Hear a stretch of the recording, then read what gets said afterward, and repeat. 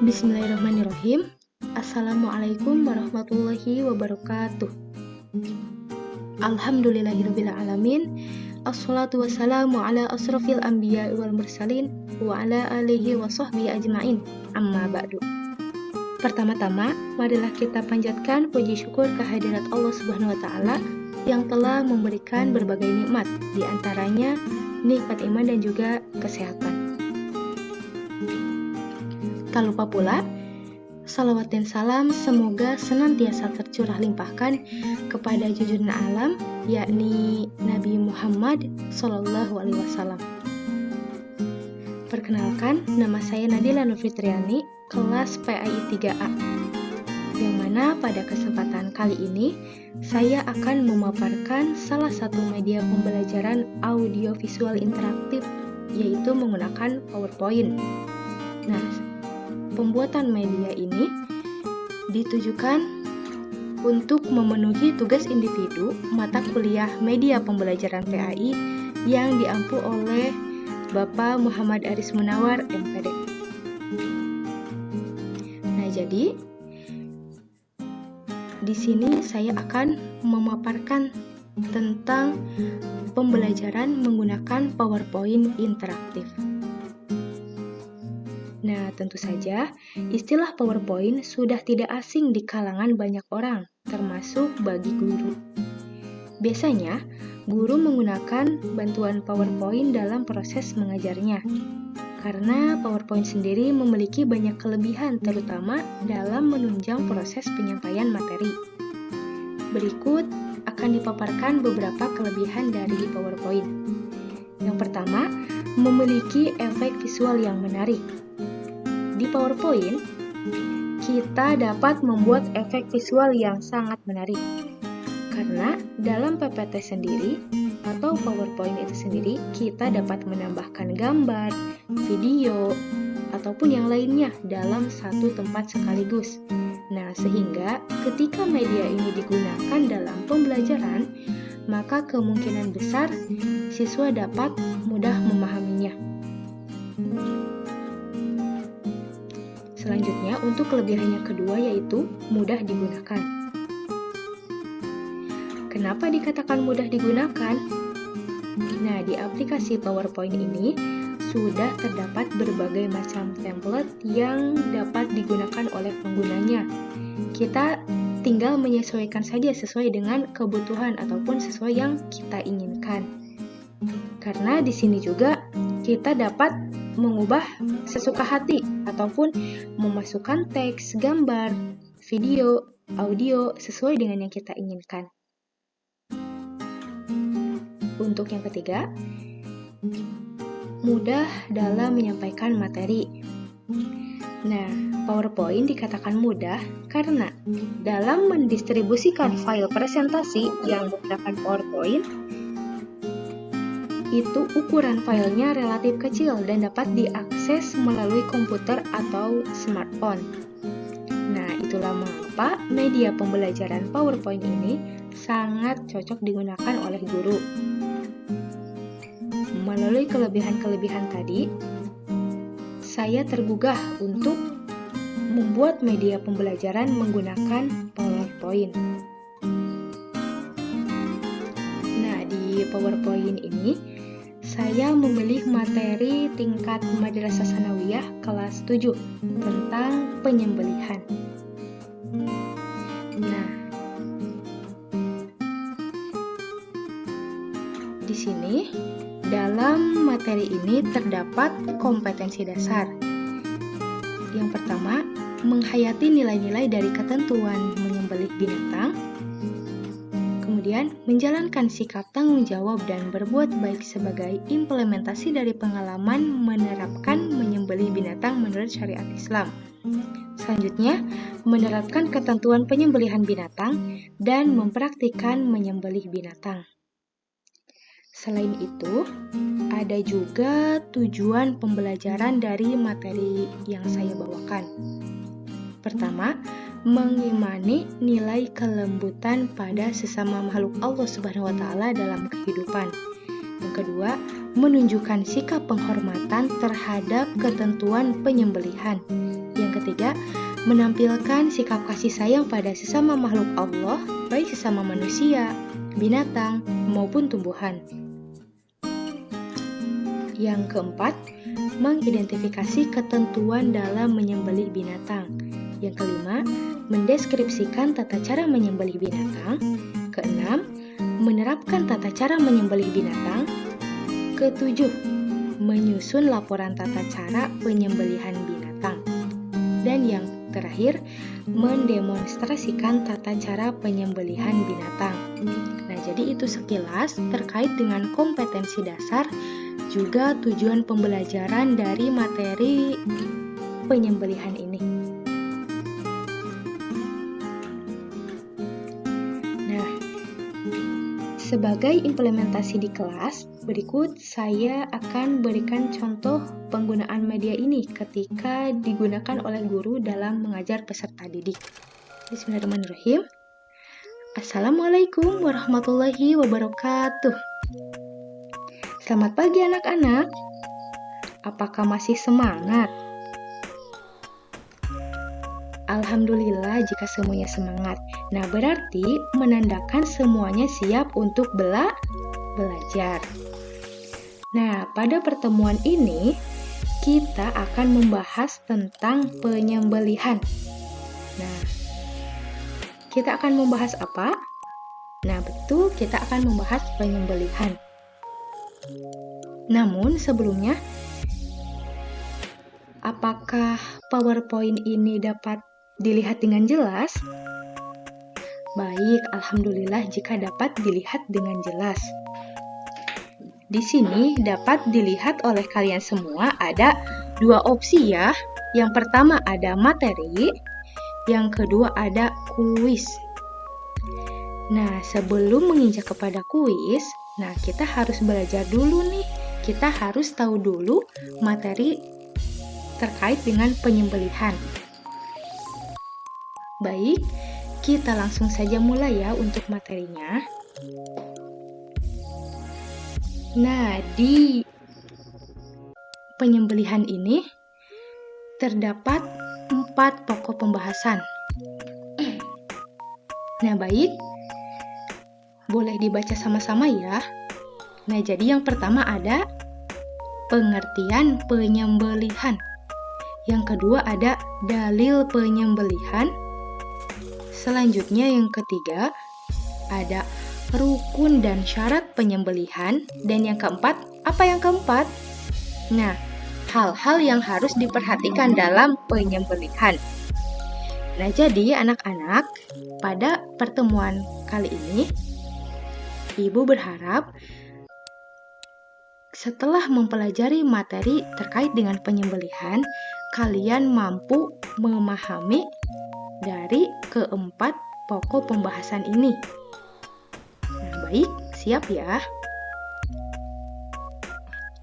Kita mulai saja ke materi yang pertama, yaitu pengertian penyembelihan. Nah, di sini kita klik. Nah, sebelumnya Ibu mau bertanya, apakah kalian tahu apa itu penyembelihan? Atau ada yang baru mendengar istilah penyembelihan itu sendiri? Nah, Ibu rasa kalian pastinya sudah mengenal ya apa itu penyembelihan, atau secara singkatnya kalian tahulah penyembelihan itu yang bagaimana. Nah, jadi di pengertian penyembelihan ini, nah ada dua konteks nih, ada menurut bahasa dan menurut istilah. Nah, sekarang Ibu minta tolong kepada salah satu orang untuk membaca pengertiannya dari segi bahasa. Baik, terima kasih. Nah, jadi sembelihan dalam bahasa Arab itu disebut azakah, yang berarti baik dan suci. Selanjutnya, pengertian penyembelihan menurut istilah yaitu memutus jalan makan dan minum, pernapasan, dan urat nadi pada leher binatang yang disembelih dengan alat-alat yang sesuai dengan ketentuan syara. Nah, jadi dalam penyembelihan ini apa saja sih yang diputus? Nah, ada jalan makan dan minum, pernapasan dan urat nadi. Nah, kemudian muncul pertanyaan, nah Ibu, jadi apa saja sih yang bisa disembelih itu atau contoh hewan yang bisa disembelih itu? Nah, sekarang Ibu bertanya balik. Kira-kira apa saja hewan yang biasa disembelih? Coba sebutkan satu persatu atau yang kalian tahu. Iya, betul, ada ayam. Iya, domba. Kemudian sapi. Nah, banyak ya ternyata hewan ataupun binatang yang dapat disembelih. Nah, di sini juga Ibu memberikan contoh hewan yang dapat disembelih. Pertama, betul ya, tadi ada ayam. Kemudian ada domba, ada sapi, ada kelinci. Nah, jadi kalian mengerti tidak apa itu pengertian penyembelihan serta contoh-contohnya? Ibu rasa kalian dapat memahaminya. Selanjutnya kita beralih ke materi yang kedua ataupun pokok pembahasan yang kedua. Nah, di sini ada dalil penyembelihan. Nah, jika terkait dengan dalil, biasanya kalian langsung ingatnya kepada hal apa sih? Ataupun kepada apa? Ya, betul ya. Dalil ini yang nantinya berkaitan dengan dasar hukum, baik itu dalam Al-Quran ataupun dalam hadis. Nah, di sini dalil penyembelihan itu sendiri terdapat dalam Quran Surat Al-Ma'idah ayat 3. Boleh dibaca oleh satu orang ya. Iya, baik, terima kasih. Selanjutnya, Ibu juga meminta kepada satu orang lagi untuk membacakan hadis. Baik, terima kasih. Nah, jadi untuk dalil penyembelihan itu tadi dalam Quran Surat Al-Ma'idah ayat 3 dan juga dari hadis riwayat Muslim. Nah, itu untuk pokok pembahasan yang kedua. Kita lanjut kepada pokok pembahasan yang ketiga, mengenai rukun dan syarat penyembelihan.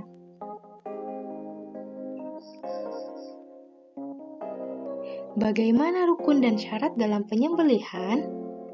Kita lihat di sini. Untuk rukun penyembelihan ada 4 ya. Yang pertama, orang yang menyembelih.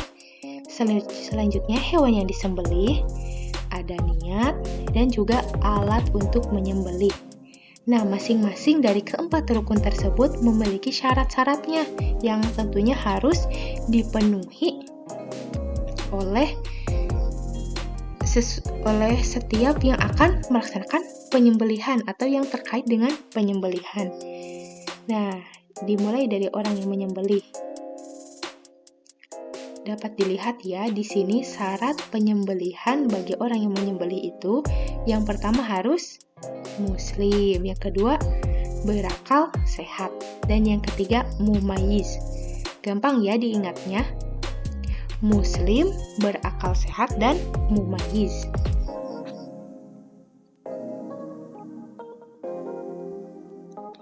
Selanjutnya, hewan yang disembelih. Nah, ternyata hewan ataupun binatang yang akan disembelih itu ada syarat-syaratnya. Yang pertama, binatangnya masih hidup. Nah, kenapa binatangnya harus masih hidup? Nah, karena jika binatangnya sudah mati, maka itu dinamakan dengan bangkai, dan bangkai hukumnya haram untuk dimakan. Yang kedua, binatang yang halal. Nah, jadi selain binatangnya masih hidup, kita juga harus memperhatikan kehalalan dari binatang yang akan disembelih. Baik itu halal dari jenis binatang yang akan disembelih ataupun halal dari segala proses ataupun proses mendapatkan binatang itu sendiri. Nah, ini juga gampang ya, karena untuk syarat penyembelihan binatang ada 2. Yang pertama, binatangnya masih hidup dan harus halal. Yang ketiga ada niat. Jadi, niat penyembelihan yang benar ialah semata-mata ingin mengkonsumsi binatang tersebut secara halal sesuai dengan syariat Islam. Salah satunya dengan niat menyembelih karena Allah Subhanahu wa taala dengan cara menyebut nama Allah saat melakukan penyembelihan binatang. Nah, jadi niat juga harus benar-benar benar dalam penyembelihan. Nah, kita menyembelih itu niatnya karena Allah atau karena selain Allah. Sekarang ibu bertanya, jika kita niat menyembelih binatang karena misalnya untuk sesajen ataupun untuk penyembahan berhala, nah, apakah itu niatnya benar? Tentu saja tidak ya. Nah, iya, tentu saja tidak benar. Karena sebaik-baik niat itu niat karena Allah. Selanjutnya, alat untuk menyembelih. Nah, di sini alat untuk menyembelih itu dikatakan harus tajam. Untuk alat menyembelih ataupun alat penyembelihan itu sendiri bisa berasal dari benda yang terbuat dari logam, batu, atau kaca yang semuanya mempunyai sisi yang tajam yang dapat dipergunakan untuk memotong. Nah, selanjutnya ada hal yang harus diperhatikan nih. Jadi, dalam penyembelihan tidak diperbolehkan menggunakan tulang dan kuku ataupun alat yang bahannya berasal dari keduanya. Nah, tadi yang diperbolehkan itu dari alat yang berasal dari batu, logam, dan kaca. Nah, sedangkan yang tidak diperbolehkan itu dari kuku dan tulang.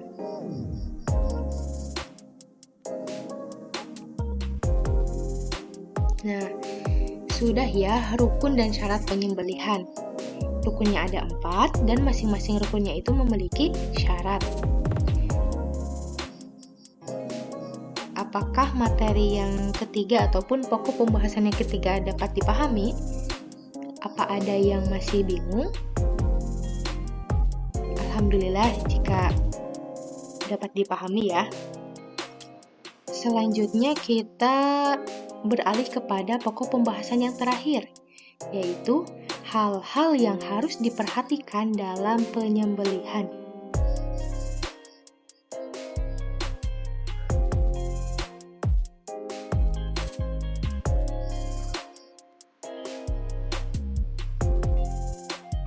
Nah, apa saja hal-hal yang harus diperhatikan dalam penyembelihan? Kita lihat ada 3 nih. Yang pertama, memperlakukan dengan baik hewan yang akan disembelih. Selanjutnya, ketika menyembelih harus memutus 3 saluran. Tadi ataupun 3 jalur ya, yaitu urat nadi, makan dan minum, serta pernapasan. Dan yang ketiga, membaringkan hewan di sisi kiri tubuhnya, memegang pisau dengan tangan kanan, dan menahan kepala hewan ketika disembelih. Nah, jadi hal-hal yang harus diperhatikan dalam penyembelihan itu ada 3.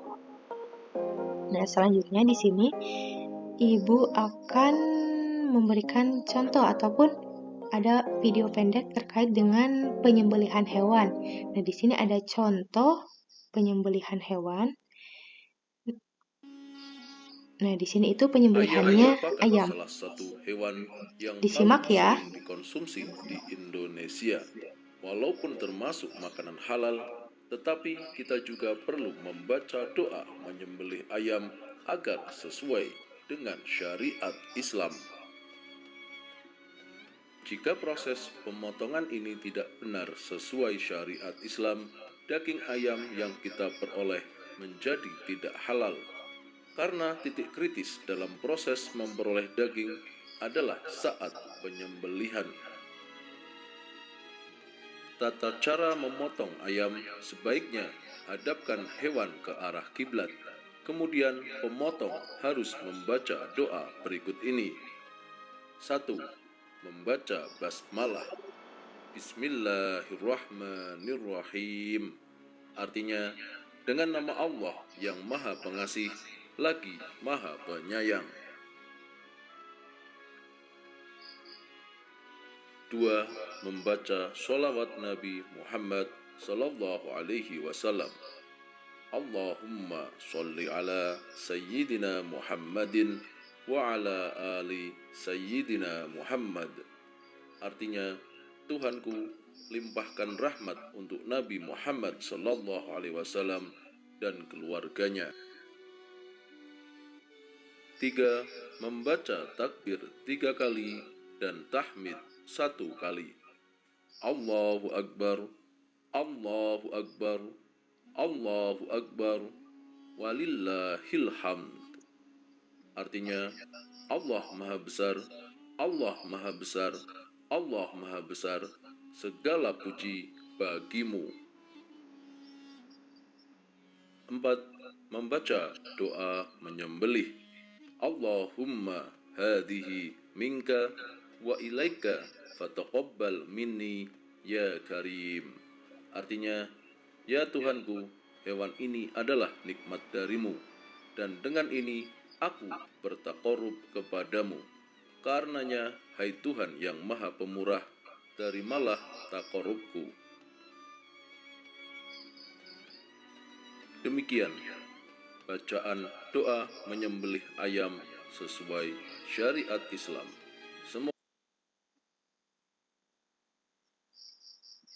Nah, jadi kalian sudah menyimak video tersebut ya. Nah, jadi di sini ada tata cara dalam penyembelihan hewan. Nah, salah satunya dalam menyembelih ayam. Nah, yang mana tata caranya itu dipertegas kembali. Yang pertama, kita harus membaca basmalah, membaca bismillah. Kemudian membaca sholawat Nabi. Kemudian membaca takbir 3 kali dan tahmid 1 kali, serta membaca doa menyembelih. Nah, itu keempat materi yang jadi kita sudah membahas 4 pokok bahasan ya. Selanjutnya beralih ke kuis. Nah, apakah kalian sudah mengerti hal-hal yang tadi sudah Ibu jelaskan? Ya, insya Allah paham. Langsung saja kepada kuis. Nah, di sini yang pertama, berikut yang bukan termasuk rukun penyembelihan yaitu, hayo, apakah masih ingat rukun-rukun penyembelihan? Coba satu orang. Boleh. Coba pilih.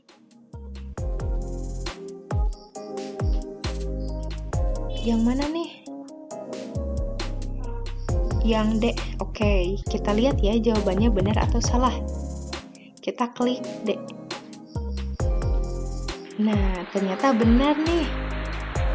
Selanjutnya ada 1 soal kuis atau 1 soal lagi. Untuk soalnya, alat penyembelihan yang diperbolehkan dalam syariat Islam yaitu kecuali. Nah, yang berarti yang tidak diperbolehkan nih karena kecuali.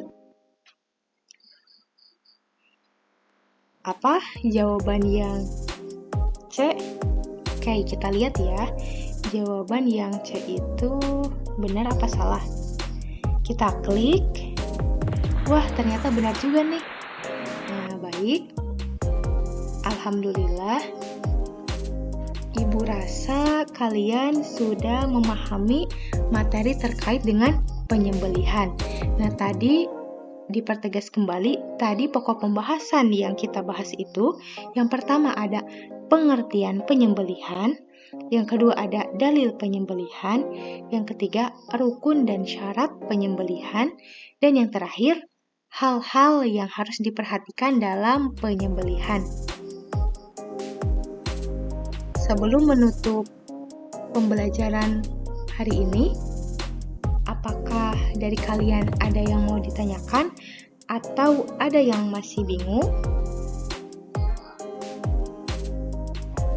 Baik, jika semuanya sudah memahami.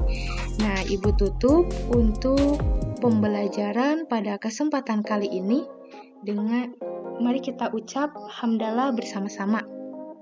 Alhamdulillah. Nah, jadi insya Allah pada pertemuan selanjutnya kita akan membahas tentang kurban dan juga akikah. Baik, wassalamualaikum warahmatullahi wabarakatuh. Nah, jadi tadi terkait dengan contoh pengaplikasian dari PowerPoint interaktif ini ketika digunakan di kelas. Mungkin sekian yang dapat saya sampaikan terkait dengan PowerPoint interaktif ini. Akhirul kalam, wassalamualaikum warahmatullahi wabarakatuh.